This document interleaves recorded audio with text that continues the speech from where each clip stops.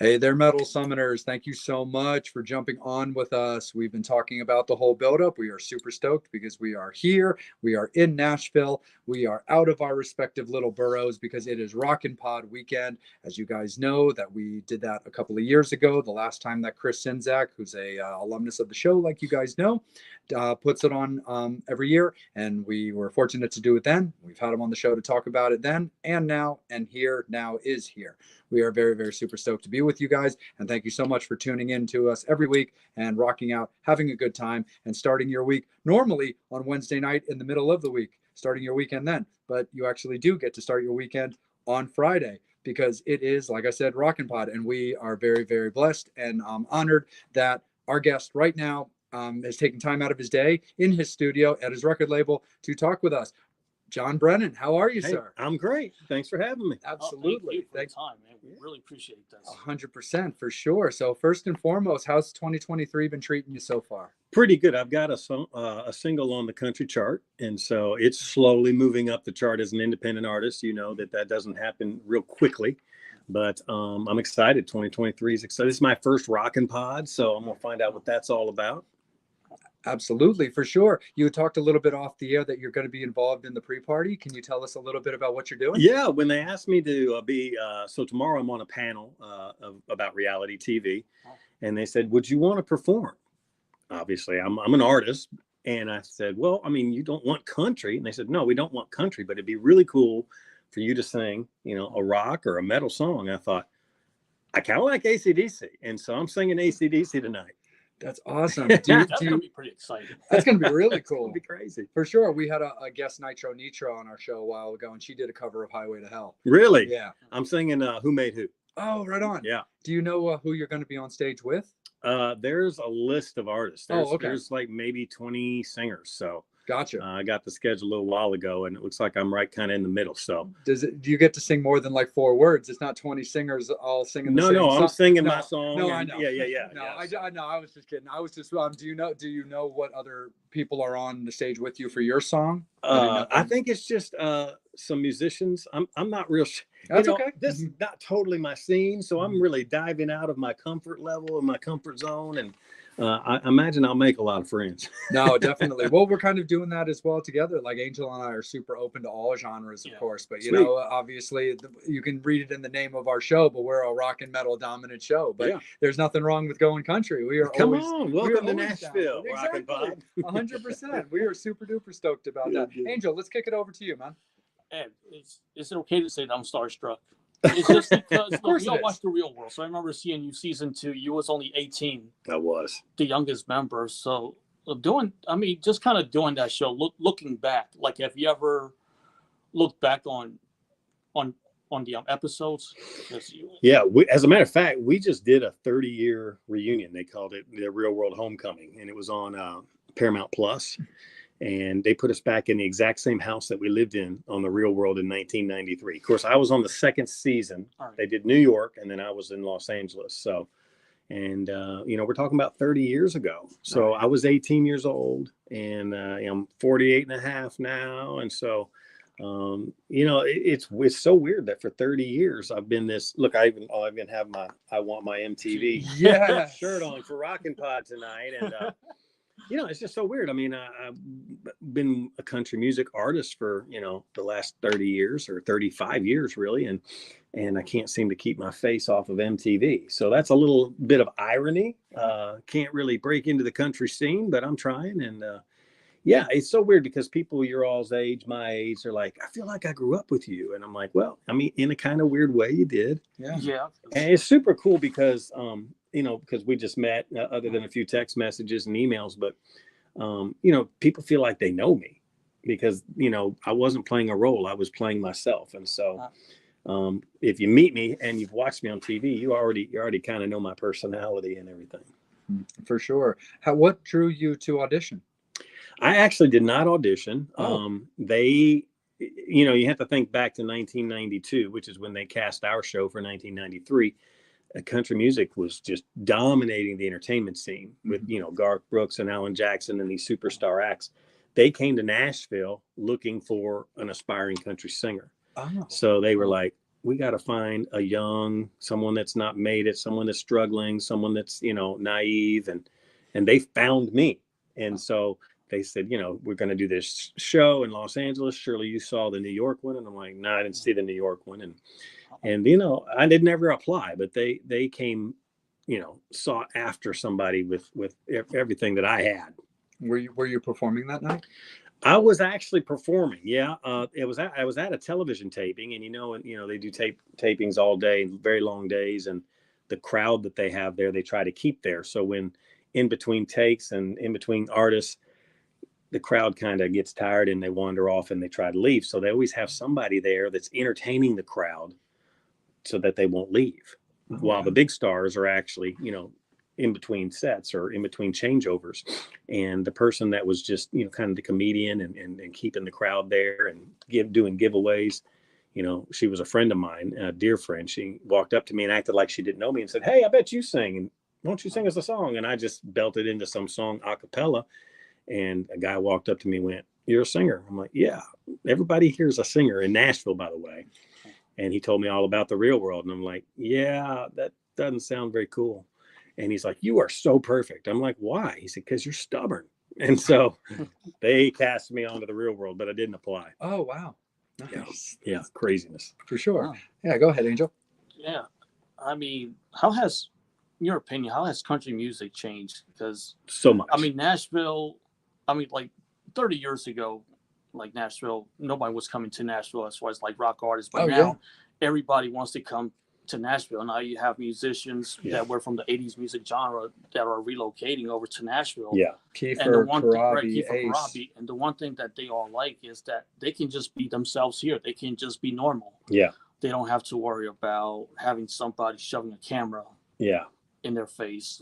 So what is it about Nashville that is still just resonates with everybody? It's just a really like cool vibe. Yeah, Nashville it used to be a great kept secret, and now it's not a secret. Everybody's flocking here. I mean, the housing is very expensive because just supply and demand. People are coming here by the droves. They're leaving New York and LA and coming to Nashville because it's not just a country music scene anymore. It's a music scene. And it's a great southern city to live in. People are friendly. It's, today's not a really beautiful day, but normally it's really beautiful. And we don't have a lot of big city New York and LA problems. And so traffic's gotten worse. But the music industry in Nashville has changed so much because it's not just country, and country music itself has changed so much. The new country is very rock and even poppy. And then the old country's, kind of moved out, and artists like me are trying to bring back a little bit more of that traditional country so that it doesn't disappear. And that's our passion anyway. But Nashville's a cool town, and the secret's out. I mean, people are flocking here, and it has changed so much. The sky rises have gone up. Like downtown Nashville skyline doesn't even resemble the same, but the change has been enormous. But you do have a lot of rock and a lot of all different types of artists. And it's not even just a music town anymore. There's a lot of sports that have come here. Mm-hmm. And before, when I did the Real World 30 years ago, we didn't have a hockey team in Nashville. We didn't have a football team in Nashville. So, they're even talking about Major League Baseball now. So, I mean, Nashville as a city has exploded. Yeah, I can see baseball. Yeah, I see that too. I can too. Oh, and do you feel? Oh, sorry, Angel. No, real quick, just to expand right. on his thought, real quick. Do you, as per his question, but do you feel that the scene has maybe changed for the better? In your personal opinion. I'm having a hard time keeping up. So for me, I liked it the way it was, but nothing in life is staying the same. So music's not going to stay the same. Culture's not going to stay the same. The news cycle's not going to stay the same. And so, I mean, we're living in a very fast-paced, changing world. So you're going to have to expect music to change. You're going to have to expect cities like Nashville to change. I mean, nothing's ever going to stay the same. True. So, our comfort zone wants us to, I was comfortable when all this change hadn't taken place. But that's, such is life. Yeah. No, I just want to say hi to Steve, our other co-host. He's What's back up? home, so he's Steve! watching. So he said, the food is rad also. It's rad. Yeah. Yeah. In Nashville. Yeah. I mean, he came to Nashville. Okay. Yeah, the last Rockin' Pod. Steve was okay. I mean, Nashville's a southern city still, so You know, Southern food and Southern hospitality is a real thing. I don't think I've had much of the food. Is there Not anything? Yeah, you need to have barbecue. I know everybody says their barbecue Right. is the best, but you need to try their barbecue. Do you have a barbecue joint that you were telling us? We had an Uber driver tell us about this place, Jack's. Jack's, I was going to say Jack. Oh. Jack's is famous, and you know, there's probably a lot of great barbecue in Nashville, but Jack's is always good.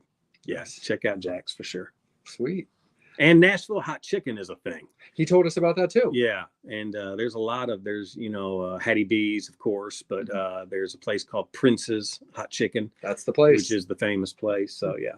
And I was talking to him about Slim and it was a pizza place. It was like a Bill-Drone pizza. I think it's Slim and Husky, I believe is what he said it was called. So I'm always up for pizza. So definitely heard about that. One of the things about country, I guess, with the whole thing with everything changing, like in the rock genre, people do EPs or release a song at a time. In country artists, they still make records. So do you still do it where you want to make records and not put out like a song at a time? Or see, that's one major way that music has changed that I'm not so comfortable with. You know, back in the 90s when I was fresh off the real world, you know, people were recording 10 to 12 songs and putting it out on CD, even vinyl, you know, which is still a big thing. But now with Spotify and, you know, it started even with iTunes and may have even started with Napster, if you want to go way back and use a really old word. Right. But, you know, people aren't doing full albums anymore. No. They're really, and I'll tell you, there's overall, I didn't think I liked the idea, but now as an independent artist, it's much more affordable. I don't have a big label that's, you know, funding these big projects. You can go spend $500,000 making a 12-song album back in the day. Yeah. But now you can make a song for $1,000 and put it on Spotify. Mm-hmm. And so, you know, the new model is not an album. The new model is a song. So I'm getting used to that idea. I didn't think I loved it, but the more I'm having to fund myself and write songs and you know, put my music out there myself, it's more doable. Yeah, I feel like it's got some benefits for, I guess, consistent relevancy. Yeah. As opposed to like delay, because one of the things that was, you know, obviously everybody lived through the blackout of 2020, and our show was kind of the gift that 2020 gave us because we had started it before the shutdown, but we were only about 3 or 4 episodes in, and then the whole world stopped. Well, we had all been talking amongst each other like, man, well, we want to be an internet show, but shit, like I like an interview show, but these people are busy. Are we going to be able to get interviews every week on our show? And then suddenly everybody's sitting at home trying to stay relevant, because music you can be forgotten about incredibly quickly. And so that was the one thing that we really tried to concentrate on, and reaching out to all kinds of people, even people that normally seem very difficult to get. There's a very, very popular, like, you know, new American like metal band called the Black Veil Brides that I really like. A lot of the Hot Topic, like they came out of kind of that Hot Topic explosion. And I tried to get in touch with them every time they came to town for either shooting photography or an interview, just couldn't get them to talk to me. All of a sudden their person's like, yeah, we can make that a thing. Here, I've got Jake available, and are you down? I was like, of course. I reached out to you. Let's do it. So, you know, it was cool too, kind of feeling like it was easier to mingle with guests and set up interviews, because the benefit for them also really helps, because they now are able to keep people up on these potentially new side ventures that they're doing, also in some ways to even maybe stay afloat. And to stay out there in front of the public without leaving your house. I mean, this video streaming, Zoom became a thing. Remember first time you heard the word Zoom? You're like, what's a Zoom? What's a Zoom? Can we jump on a Zoom? It's like Skype. It's like FaceTime. Okay. It took me a second to get used to Skype being a thing too. And then all of a sudden I was like, well, I just learned about Skype. There's a Zoom now? A pandemic will do that. And I think it was great for podcasters, and it was great for artists, because I mean, pandemic's never good, but there was some good that came out of it. And it's the way that a lot of people survived. Mm-hmm. And really, you know, people are really used to working from home now. It's kind of like, tell me why I got to go into the office when I can do everything right here. Right. So the world has changed, and it's not going back. No, you know. it's getting stronger. Yeah. But it's the new way. And it's also been cool too, because you see a lot of artists now that have started dipping their toe into that thing, whether it's podcasts or interviews or just other things now, to where they can strengthen the potential for, well, if music doesn't come back full force, I now do these things as well, and I can merchandise and I can do other kind of stuff like that too. That's right. And that's like the other thing. During the pandemic, we all guilty. Well, we're buying merch. Yeah. We cannot see the bands live, but the bands were selling merch, so we're going online, buying CDs or shirts. I did that with some artists. Yeah. Kept everything going. Yeah. Yep. We've always been big on that, because some people like either still are or just are or were affected by crowds. Yeah. So it was like, well, do the little things, buy a CD, buy a t-shirt, keep them in the public eye, but also keep in mind, liking a post, sharing a post is free. Right. Yeah. And social media has become, TikTok, Spotify, everybody I talk to in Nashville, I'm trying to get in with my foot in the door in the business. They say, oh, you need to get on Spotify. I'm like, I'm on Spotify. Well, you need to get on TikTok. I'm on TikTok, but the masses don't know that yet. So it's kind of a catch-22. It's, if I was on the radio, everybody would go look for me on Spotify. But, it's hard to just go find the next big thing on Spotify, because Spotify's flooded with artists. So you have to, maybe become this TikTok or YouTube sensation first. Whereas 30 years ago, there was no YouTube or TikTok. It was if you were good, they put you on the radio. And if you weren't that good, they didn't. And so everything's changed about everything. Yeah. Yeah, we just need them to stop making stupid people famous, though. Yes, like reality stars. Yeah. I mean, what I meant to say was, it seems like, back 30 years ago when I got off the Real World, nobody knew what a reality star was. Yeah. And I'm like, no, I was on TV. It was, it's MTV, but, oh, you're an actor. No, I lived in a house with a bunch of knotheads, and I was a knothead too, but I'm a singer. And they said, we don't get it. We don't know who you are. I'm like, I'm a reality TV star. And now they get it. Yeah. Oh, every Kardashian gets a record deal. Every American Idol gets a record deal. Every person on The Voice gets a record deal. They're reality stars. Yeah. The guy from Survivor, give him a record deal. Yeah. And it's like, I was reality MTV. The baby that just was birthed last week. Give him a record. Yeah. So in the 80s, not to bring up some names, but like Don Johnson had a record deal. Bruce Willis. Yeah, for sure. Yeah. So I guess Eddie Murphy. Eddie Murphy. So it turned from Eddie Murphy had a big hit. What was his big hit? Party All the Time. Yeah. With Rick James. Isn't that funny? Yeah. And so it's crazy. Just crazy. So when it comes to songwriting, what's the method to your madness when it comes to songwriting? Do you ever wake up in the middle of the night with an idea? Yeah.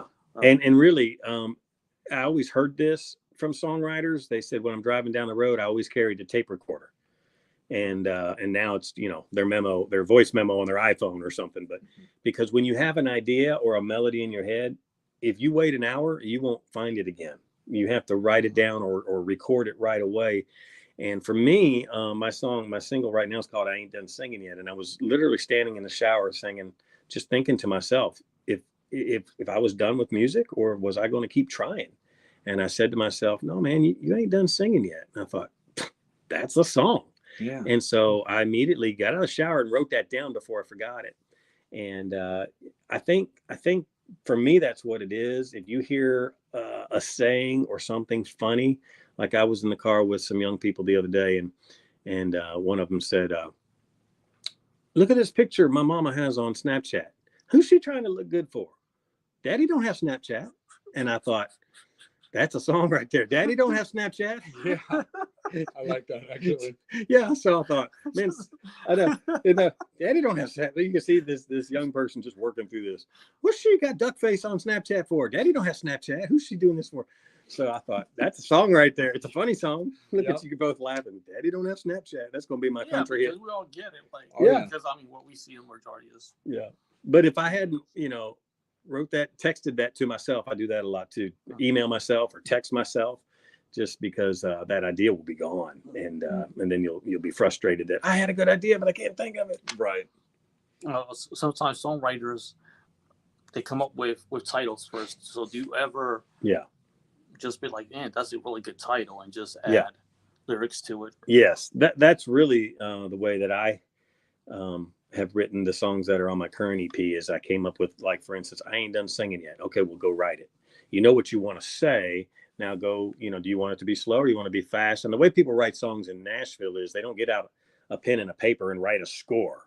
They get out a guitar and they start pounding out chords and tempo and melody. And then they start throwing words to it. And then they'll record it and go, okay, before we forget what we think we like, record that, come back to it the next day or the next hour or the next week and finish it. And but yeah, there's like your Beethoven composers, and then there's the Nashville guys that grab a guitar and go, just pound out whatever they're thinking.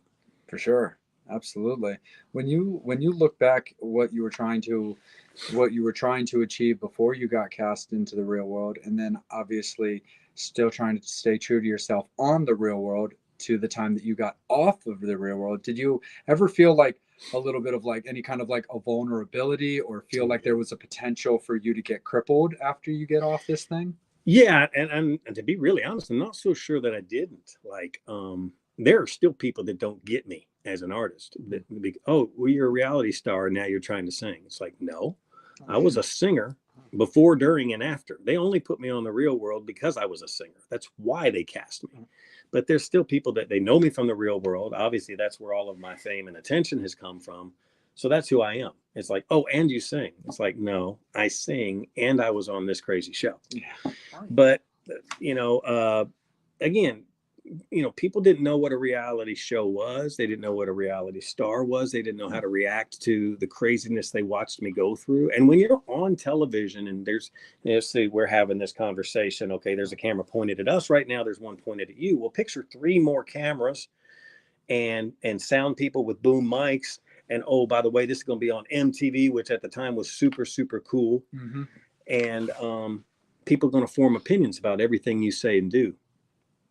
Even when you're wrong, even when you wish you could go back and take back something you said because you really didn't feel that way at all, people are going to form all these opinions, good and bad. Mm-hmm. And you're going to be famous.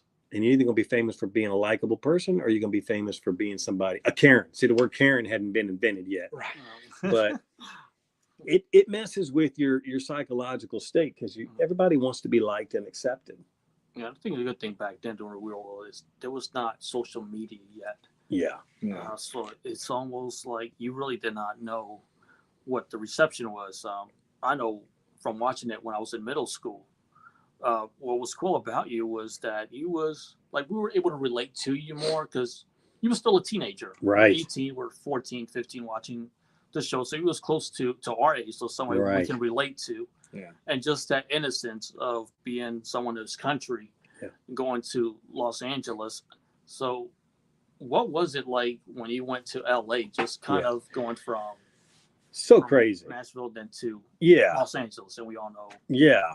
I mean, I'm from about 2 hours north of here in Kentucky, and I was in my first semester of college here in Nashville. So, that kind of where I'm from in Kentucky and here, kind of the same pace of life, kind of the same type of, but you take me and you threw me in Los Angeles with those crazy people I lived with. All right, now I was 18. These roommates of mine were 23, 24, 25 years old. They didn't move there from Nashville like I did. They already lived in LA. Now, they weren't from LA, but they had been living there they had cars, they had friends, they had apartments, they had jobs, they had, a life that was already established. I didn't have any of that. So I was like completely culture shocked. And, I really think I had it worse, as far as just readjusting than any of them. They were already pretty adjusted to what was going on. But, when we got in a fight in the house and they got stressed out, they went to their apartment, or they called a friend, or they got in their car and drove away. I was just kind of stuck there going, what's wrong with all you people? And, why am I the youngest? I'm a teenager and I'm the voice of reason here. Right. And you guys are nuts, by the way. And, so it's just craziness, but, a valuable experience. I've got really great relationships with all of my roommates. and this homecoming reunion that we had last year, I think paved the way for them to have good relationships with each other that they didn't always have. I always had that with them, but a lot of relationships got mended just because of age. You know, now we're 50, we're not 20. And so perspective is a great thing. For sure. Yeah. Can you imagine like some of these personalities from like, say, the first 5 seasons of the Real Worlds, if there was Twitter back then, or if there was like TikTok back then? It'd been hideous. Dude, they're a crater to hell would have opened up. Like, it was just still new. I mean, even with season 2, we still, I guess it was like the later seasons. Like when you have a chance to see something, the first few seasons and you're casting one of the later ones is easy, I guess, to kind of know what it is about. But season 2, we see New York. It's like, okay, here comes LA, but still not knowing what it was completely about.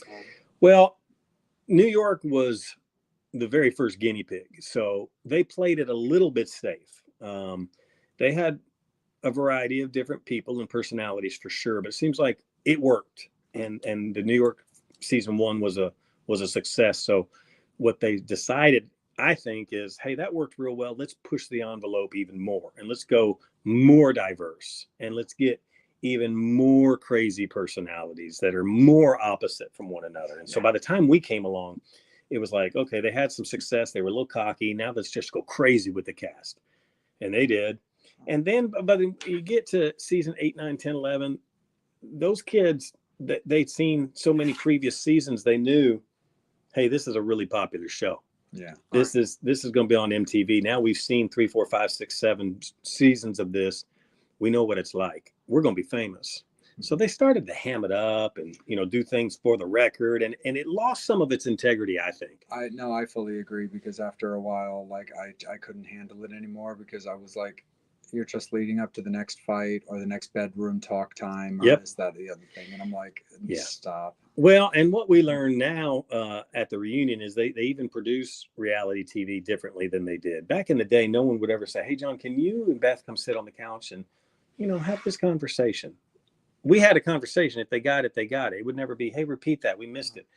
Nowadays, it's, hey, now when we had our pre-interview 2 weeks ago, you were talking about this. Now's a really good time to bring that up to your roommates. And it's like, wow, this feels a little scripted, maybe is the word. And so, touch. But it is what it is. It's changed. Like there will never be reality TV the way seasons of the Real World 1, 2, and 3 were done. Yeah, it's just not. They're making home repair shows, and I watch those sometimes with my mom because she loves them. I'm like, Mom, no one has conversations like that. Hey, sweetie, which house do you like? Well, I like this one. It's like, that's not real. That's staged. But it's labeled reality TV, and it's nothing like it was when it started. Yeah, 100%. John, why don't you talk to us a little bit about the building that we're sitting in? Yeah, so this is CDX, which is a major distribution company. They distribute records for major record labels and tons and tons of indie artists, which is how I got connected when I wanted to get my song and my music out to radio stations. Somebody turned me on to CDX. I didn't know how to do that. The long story is, back in the 90s, CDX, record labels were making all these CDs and they were mailing them to radio stations. They got tired of doing that. They said, hey, we want to make music. We don't want to mail CDs. That's a whole other headache we don't want. And so CDX goes, we'll distribute your music. You pay us and we'll take your music and we'll get it to the radio stations as a distribution company. And then CDs went away and everybody's doing it digitally now. So CDX digitally distributes music to a lot of different genres to radio stations. And so they still work with the major record labels. And then so you may have an artist like Blake Shelton or, Toby Keith or any of the big, huge acts.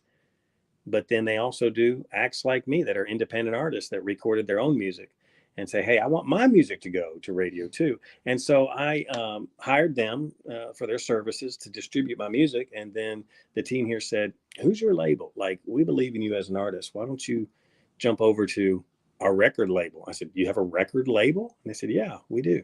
So CDX Records and CDX Nashville distribution is right here where we're sitting. And they distribute music for lots and lots of artists all over the world to radio stations. And so it's a beautiful thing for independent artists. Yeah. But still, it's a very, very known organization because of their big label clientele. That's awesome. Yeah. For sure. Do you, when you're out performing, do you try, like, basically, how far do you like to travel? Like, or... For me, it's can I get there and break even, or can I get there and make money? I can't go to Idaho and do a show for $700 because I'm going to spend twice that in gas. Mhm. But artists, they got to be able to manage the finances and say, look, I'm not trying to get rich off of one show, but I also can't lose money because I have fixed expenses. I mean, you're either renting a van or you're driving your own vehicle, and you got band members that you've hired or band members that you're in business and partnership with, and everybody has a bill to pay. So you can't lose money. But then, still people are like, hey, John, why don't you come do a show in my backyard and I'll give you a couple $100? I'm like, because it's going to take me $1,100 to get to you. Right. And I know that sounds like a great idea to have me at your barbecue, but I can't make that work. And so when you're an artist that wants to just perform, and then he's not done singing.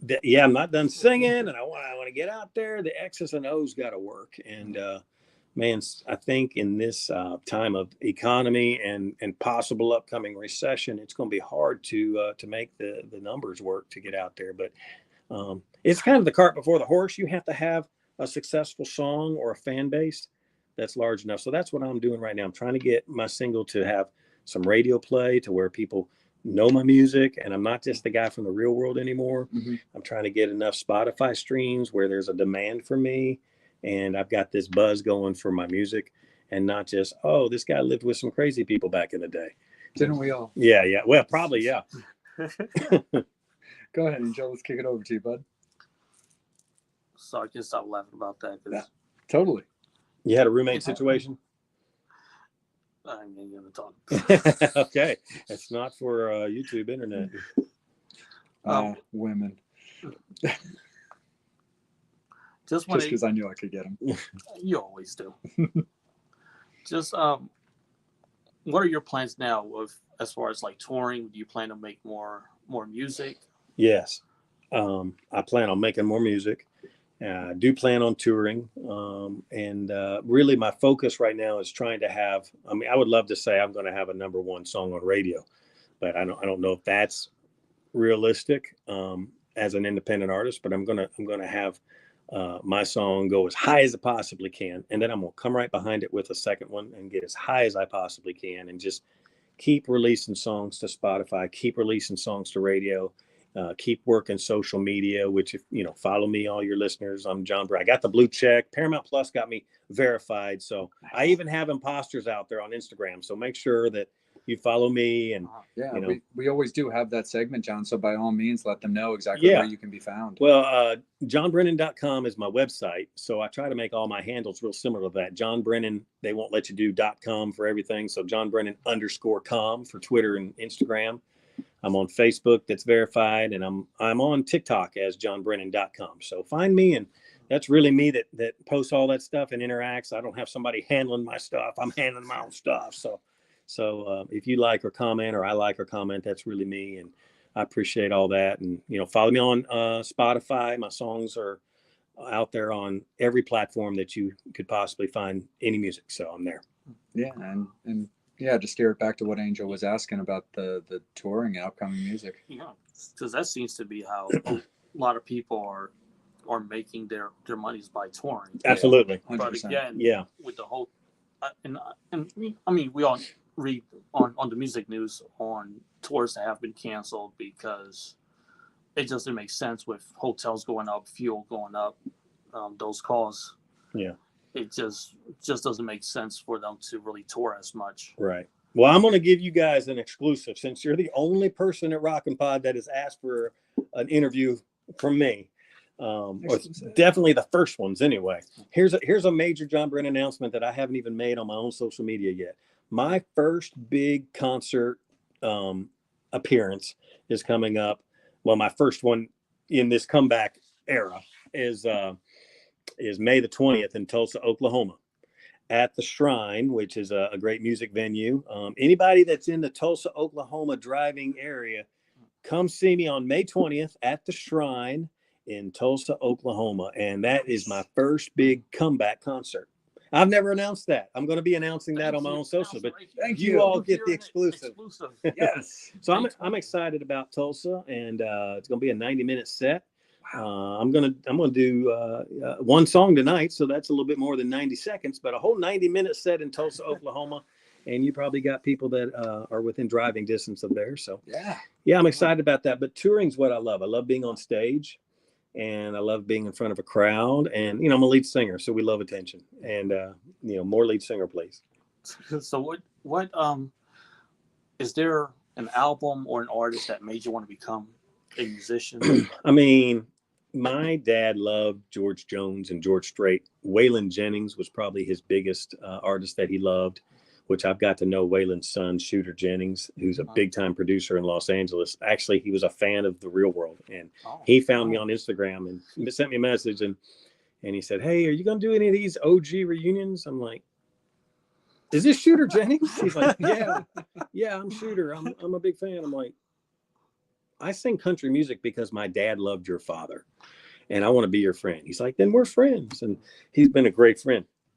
And he produces Tanya Tucker and Brandy Carlisle and Marilyn Manson. So it's just, he's like this huge Grammy Award winning producer who's the nicest guy I've ever met. And, he doesn't look like he'd be the super nicest guy on the planet, because he just looks like he might just bark at you or something. I mean, he just looks like, hey, don't mess with that guy. He might be mean.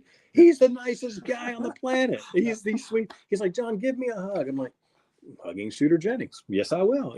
Sweet dude. And he's just he's become a very big encourager. And to be honest with you, I wouldn't be surprised at all if he ends up producing some of my future music. Yeah, that'd be awesome. It'd be awesome for me, because he's a Grammy Award winning producer. And It's just those little words on a CD or wherever they would even put it on a digital download. Yeah, because people just saying just based on his name. People will be curious as to what he does. Yeah. Musically. So more music. And I'm a little older than I had these dreams for 35 years. And so, I mean, I really haven't accomplished them. So now 35 years later, I don't have time to waste. Mm-hmm. So I'm not going to take 3 years to make more music. Like I'm going to be making music as often as I can afford it, like literally afford it, and just put it out there as fast as I can and try to make up for lost time. Absolutely. One other thing I wanted to ask, because I'm sure we're going to cover this on our show and multiple interviews this weekend, as well as I'm sure many of the other podcasters, because it's kind of a hot topic in music right now, is venues taking merch cuts from artists. That's so crazy you said that. I had that conversation this morning right here. Really? Yes. Then please, Jon Brennan's opinion on that situation as a person that has to deal with it. Here's the thing. Artists like me, we spend thousands of dollars printing up T-shirts, hats, and CDs, and keychains, guitar picks, whatever you're going to sell at your table. And you go to a venue, and the venue goes, "Oh yeah, here's your merch space," whatever. And then, by the way, whatever you make, we get 20%, 25% at some place, 30% at some places. And what that does is it drives up the cost. Your $15 CD is now a $22 CD. Your $20 T-shirt that you probably paid $10 to make, but you're charging $20 because you got to make a profit. And your fans understand that. Yep. But your $20 T-shirt, it's now a $35 T-shirt. And if you go to a concert, your favorite artist, or you go to a music festival, you're like, man, the T-shirts are $45 for a T-shirt. A hat's, $30. Yeah. Why? We're getting ripped off. Yeah, but you're not getting ripped off by the artist. I'm going to defend the artist. Right. Yeah. Because what the fan hopefully knows, may not know, needs to be enlightened to, is that venue, that city or that venue or that festival is taking a huge cut from the artist just to set up and sell. Yeah. Now, mind you, they didn't pay the invoice when the products were made. No. And they're may or may not have you back, but it's very damaging to the artist's profit margin. But it also then it turns the fans a little sour. Man, my favorite artist that I came here to see is charging me $40 for a T-shirt. And it's like, it's not the artist. No, it's not the artist. And so hopefully fans know that, because I'm going to defend the artist that's touring, because touring's crazy cost. And so I've always felt badly about a venue taking any percentage. But there again, you want the venues to book you.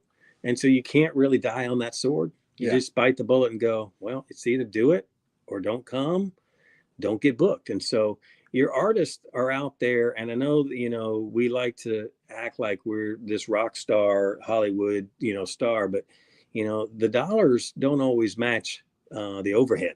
Yeah. And so, just, I'll say buy the shirt, but buy the shirt and just understand that the artist is not the one fixing that price. Yeah. They're being forced. Yeah. Like I order the merch for the Metal Summit, and I turn it over to anybody who wants to buy it for us, for only, because I'm not touring like that, but only for a couple of dollars different, because I'm more about us, me and Angel and the guys breaking even, getting our logos and stuff out there. Right. But it's that same kind of thing. Because when we started talking about merch probably a couple of years ago, during our first year, a lot of the guys were kind of leaning on those like Teespring companies that were like, you work with them, but they print your shirt like per order. Mm-hmm. And I just really didn't want to get into that. And one of our hosts, bless his heart, was like, dude, you don't want to be carrying dead stock. And I'm like, I understand that. But on the flip coin of that, if we wanted to make anything off of our shirt, print by companies are expensive. Yeah. And we're small fish in a big pond, and working very hard to build ourselves up. And we've been very blessed with a lot of cool opportunities, but nobody's buying a $35 Metal Summit t-shirt. Right. And we all know that. But I can, print a bunch of shirts for $400. Right. Sell, spend $15 a shirt and turn it over for 20. And everybody's cool and understands, because that makes sense to everybody. Right.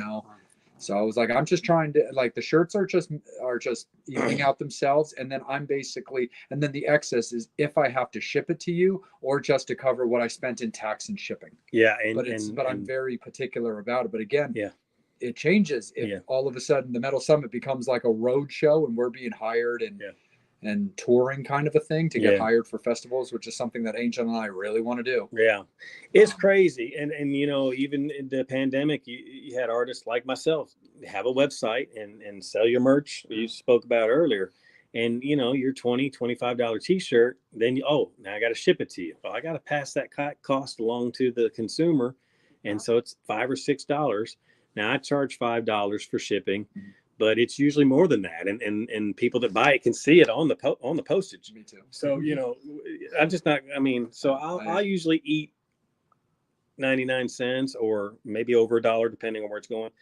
But I usually don't charge as much as the shipping actually is. But just to ship it on even slow post office is $6 to mail a t-shirt. Yeah.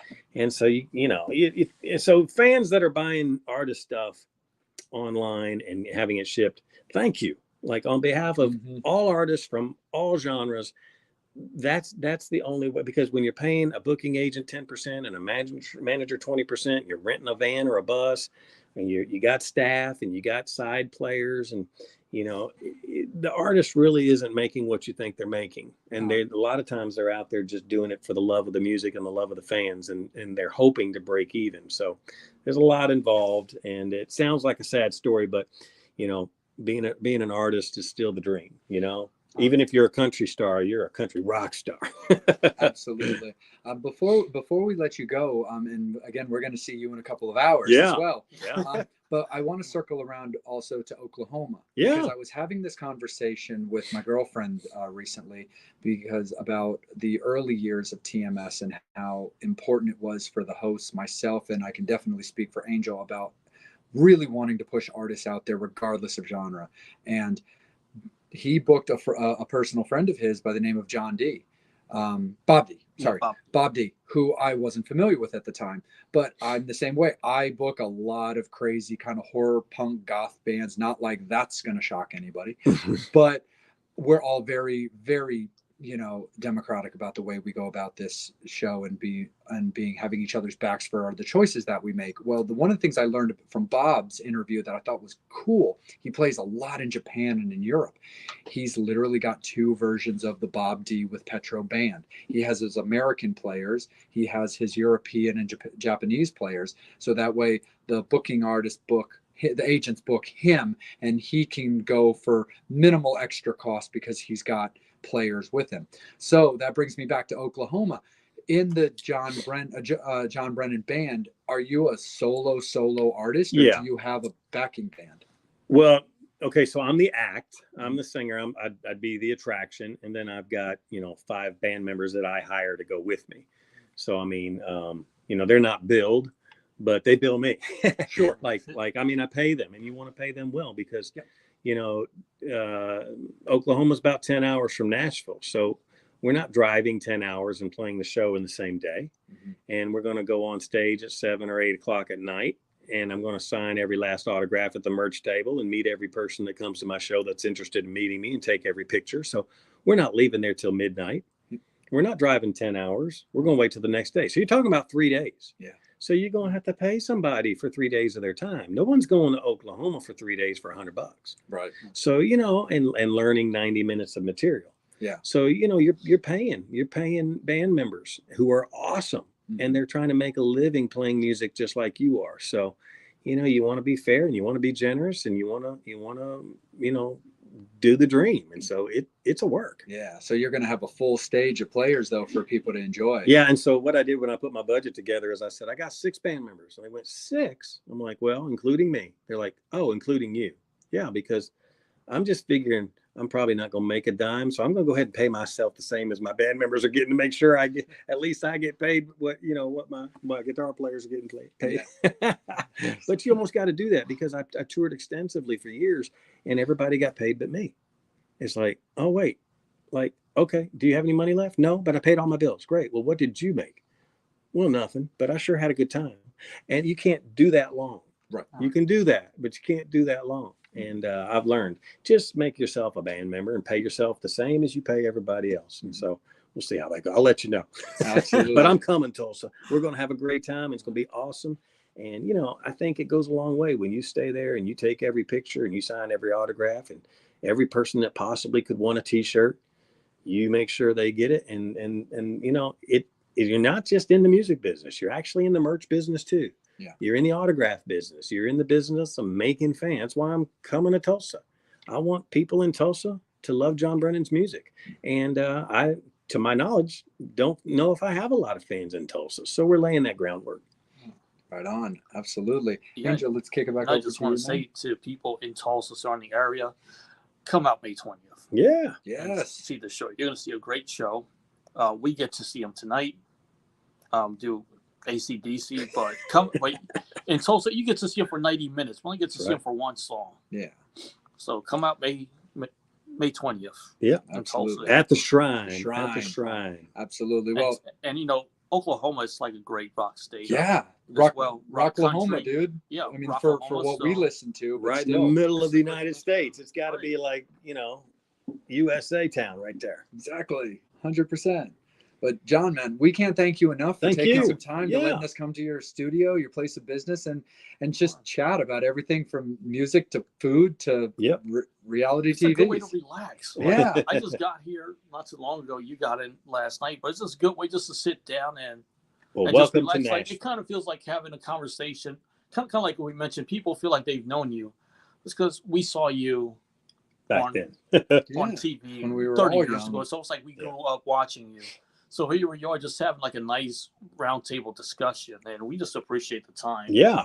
For you, because you're going to say, welcome to Nashville, everybody. I'm excited for Rockin' Pod. Absolutely. And Metal Summoners, we thank you guys so much. As always, you're fantastic. You've been with us since day one, and we're continuing to build and bringing on new family members every single week, and we really appreciate it. But it's Rockin' Pod. You guys remember it from last time. You're going to see a lot of us over, especially tomorrow when we're rattling them off. But Jon had us out a day before to talk about all the fun things. So we appreciate him again so much for that. And make sure that you're following him on all of his socials, and make sure that that you're following us on our socials. You can find me at just a R&R junkie at Instagram, as well as you can find me on Facebook, and you can find Angel at Angel Alamo under all of his socials as well. Yeah. And follow, like I said, Jon on everything he's going and buy doing. The music, and the merch. Yeah, buy the merch, music, buy the rock merch, the music, come out May 20th. get to Oklahoma. Get your ass to Oklahoma May 20th. Come on. And you can come out tonight. For everybody who's in Nashville, come out to the show tonight, to the pre-party, and it's going to be a really, really good time. So, Jon, thanks again, man. We really appreciate your time. Metal Summoners, thank you so much. We'll see you guys real soon. As always, you've been watching the Metal Summit.